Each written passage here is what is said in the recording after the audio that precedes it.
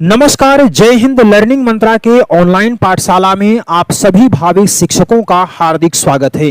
दोस्तों, आपसे अक्सर सवाल पूछा जाता है, राज्य के कितने तत्व होते हैं? तो आप बखूबी जानते हैं, राज्य के कुल 4 तत्व पाए जाते हैं, जिसमें से भूभाग है, जनसंख्या है, सरकार है और संप्रभुता। ये 4 महत्वपूर्ण तत्व पाए जाते हैं राज्य के अंतर्गत, जिनमें से सर्वाधिक महत्वपूर्ण होता है संप्रभुता यानी कि सॉवरेंटी।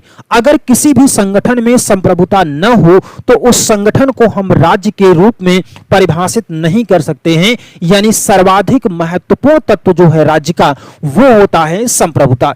यहां पर एक बात आपको समझनी है कि आखिर राज्य की जनसंख्या भी होनी चाहिए, और राज्य की जनसंख्या में अलग अलग विचारकों ने बताया कि राज्य की आखिर जनसंख्या कितनी होनी चाहिए।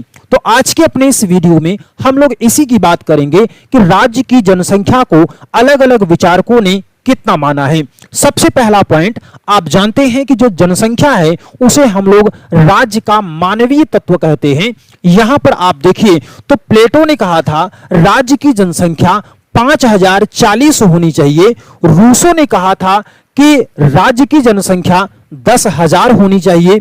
अरस्तु ने कहा कि राज्य की जनसंख्या 1 लाख होनी चाहिए। और डुगवी ने क्या कहा था? डुगवी ने कहा था कि राज्य की जनसंख्या इतनी होनी चाहिए कि शासक और शासित के बीच में वर्गांतर रेखा को खींचा जा सके। डुगवी ने क्या कहा था कि राज्य की जनसंख्या जो हो इतनी होनी चाहिए कि शासक और शासित के बीच में वर्गांतर रेखा को खींचा जा सके। इसके अलावा अरस्तु जो था उसने कहा था कि गुणवान जनसंख्या पर इन्होंने ध्यान दिया, और इन्होंने एक स्टेटमेंट दिया था कि उत्तम नागरिक से ही सर्वोत्तम राज्य हो सकता है। तो इस तरीके से आपको यहां पर ध्यान रखना है। सवाल आपसे पूछा जा सकता है कि गुणवान जनसंख्या की बात किस विचारक ने किया है? तो गुणवान जनसंख्या की बात किया है अरस्तु ने। इसके बाद देखिए, रूसो ने जनसंख्या को नागरिक और प्रजा 2 रूपों में इसको विभाजित किया था। और आप जानते हैं कि नागरिक रूप में वह अधिकारों का प्रयोग करता है, और प्रजा के रूप में अगर है तो वह कर्तव्यों का पालन करता है।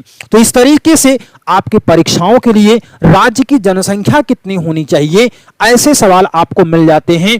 ये सभी पॉइंट आपको फैक्ट के रूप में आपके एग्जाम में सवालों के रूप में मिलते हैं। ऐसे सवालों को आप तैयार करिए, आपके एग्जाम के लिए काफी बेनिफिशियल होगा।